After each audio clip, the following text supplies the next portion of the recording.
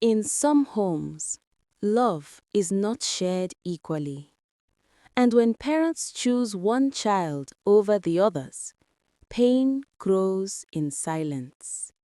This is the story of the Okafor family and the child they loved the most. People said the Okafor home was blessed. A big house, a peaceful compound, and 3 beautiful children. But what people did not know was this painful truth. Inside that home, love did not flow evenly. And that was the beginning of a storm no one expected. The 3 Okafor children were very different. Ada, the firstborn, was calm, intelligent, and responsible. Everyone in school respected her. She was the type who remembered her siblings' birthdays, ironed her school uniform at night, and woke up early to fetch water before anyone else. Chidera, the middle child, was quiet or gifted. She drew beautiful pictures, wrote stories, and dreamed of becoming an artist. She tried her best to please everyone, especially her mother. Then there was Jidenna, the lastborn. Handsome, playful, stubborn, and full of energy. But unlike the others, he had something special. He was his parents' favorite, and everybody knew it. From the day he was born, Mr. and Mrs. Okafor poured all their love, attention, and gifts on him. They dressed him in the best clothes. They bought him toys, gadgets, and special snacks. Anything he asked for, he received. Ada and Chidera watched all these things, and slowly, a wound began to grow. One Saturday morning, Ada was sweeping the compound when she saw her mother combing Jidenna's hair with so much care, laughing loudly at his jokes. "Mommy, I finished the sweeping," Ada said gently. Her mother waved her hand without looking. "Good. Go and help your sister in the kitchen." That was normal. Ada was always sent to work. Jidenna almost never was. In the kitchen, Jidenna was washing tomatoes, her face blank. "You heard everything?" Ada asked gently. Jidenna nodded slowly. "It's always like that. Sometimes it feels like we won't matter." Ada sighed. "Let's just do our work." But the truth was clear. They were hurting. And the hurt was growing into something darker. At school, things were not different. If Ada brought home a good grade, their parents said, "Well done." If Chidera brought home a good grade, they said, "Improve more." But if Jidenna brought home an average grade, they shouted with joy, "Our son, you are so brilliant. Come and eat chicken." Ada and Chidera watched him eat, while they quietly served themselves beans and yam. One day, after school, the 3 siblings were walking home. "Why do you both always look sad?" Jidenna asked with his usual playful tone. Ada bit her tongue. Chidera kept quiet. Neither of them wanted to say the truth. "You will not understand," Ada finally said. "Understand what?" "Nothing." But Jidenna was young and innocent. He did not know that the imbalance at home was slowly poisoning their hearts. One Sunday morning, the family attended church. Jidenna looked handsome in his new white senator outfit. Ada wore a faded gown. Chidera wore her older sister's repaired dress. The difference was clear. After service, the pastor prayed for families. As everyone held hands, Ada silently prayed, "God, let our parents love us equally." Beside her, Chidera prayed the same thing. Meanwhile, their parents were laughing with pride as they carried Jidenna like a prince. Things got worse on Ada's 15th birthday. She woke up expecting at least a small gift, or maybe a happy birthday song. She wasn't asking for much, just a sign that her parents remembered her. But morning passed. Afternoon passed. Evening came. Nothing. Instead, her mother spent the whole day sewing a new native outfit. Guess who it was for? Jidenna. When Ada entered the parlor, her father looked at her. "Ada, why is your face long?" "It's nothing, sir. You young girls like frowning." She swallowed the pain. She did not want to cry in front of them. Late that night, Chidera entered Ada's room with a small plate of rice and a candle she made herself.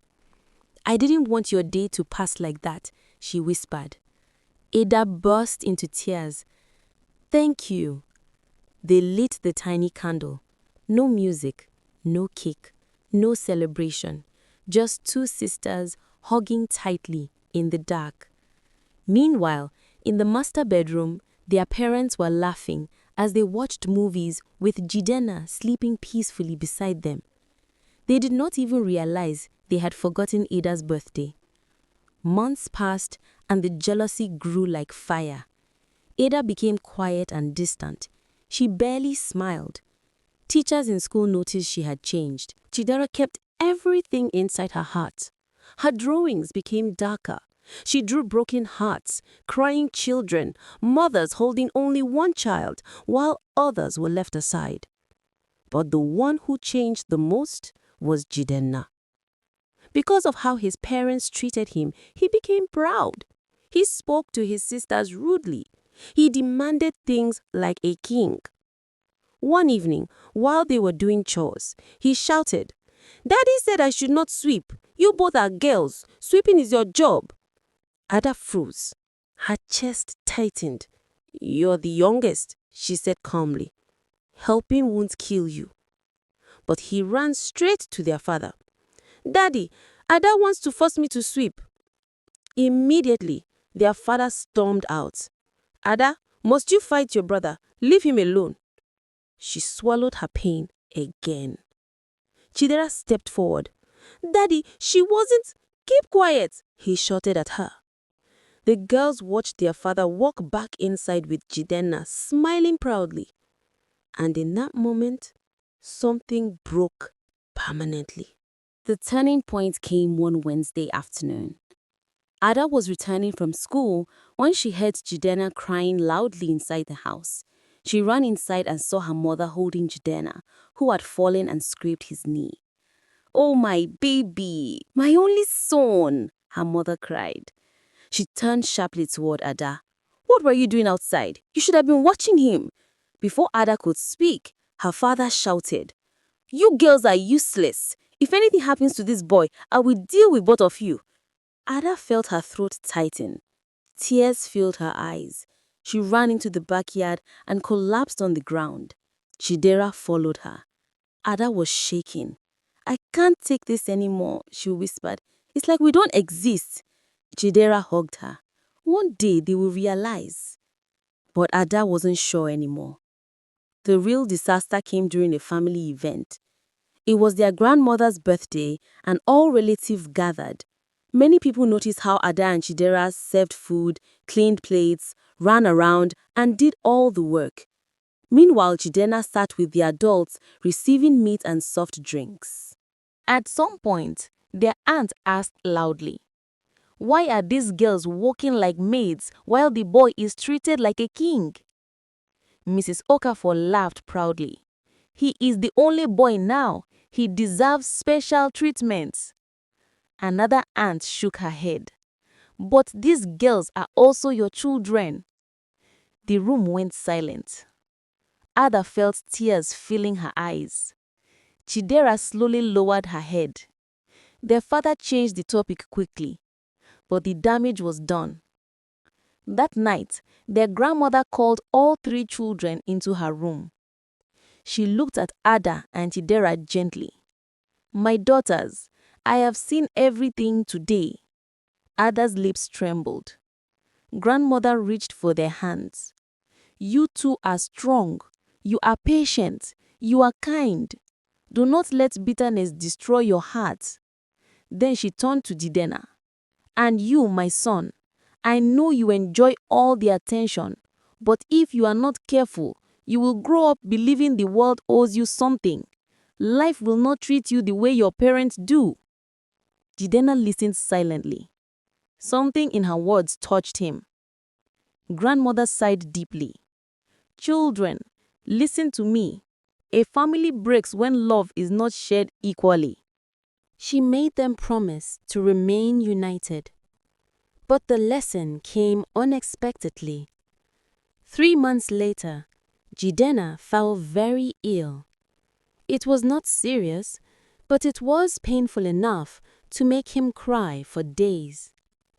Their parents were so worried they barely ate. Ada and Chidera took care of him quietly. They cooked, cleaned, changed his bed sheets, fanned him, and sat beside him every night. One evening, after drinking his medicine, Jidenna held Ada's hand weakly. "Thank you. I'm sorry for all the times I behaved badly." Ada smiled with tears in her eyes. Chidera hugged him. Their parents watched from the doorway. For the first time, they saw how the girls treated their brother with love despite everything. It was like a veil lifted from their eyes. They finally understood. One night, Mr. and Mrs. Okafor called all 3 children into the sitting room. Where you can direct a voice, create realistic dialogue, and so much more. Edit these placeholders to get started. Their mother's voice shook. "My children, we are truly sorry." Their father added, "We have failed you. We made one child feel too special, and we made the others feel invisible. Forgive us." Ada looked at her sister with wide eyes. She had waited years to hear those words. Their parent continued, "From today, no child is above another. We will love you equally." Tears rolled down Chidera's cheeks. Even little Jidenna began crying. They all hugged tightly. Their parents became fair. They divided chores equally. They celebrated birthdays with joy. They complimented each child when they did well. And slowly, the family healed. Ada started smiling again. Chidera became confident in her art. Jidenna became more humble and loving. Peace returned. Parents must love their children equally. When one child is favored, the other suffers silently. Love grows when it is shared, and families stay united when every child feels valued. When a parent lifts one child too high, the others fall into shadows they did not create. But love was meant to be shared, equally and freely. Let every home remember this lesson. If this story touched your heart, thanks for watching. Please like, comment and subscribe to Grace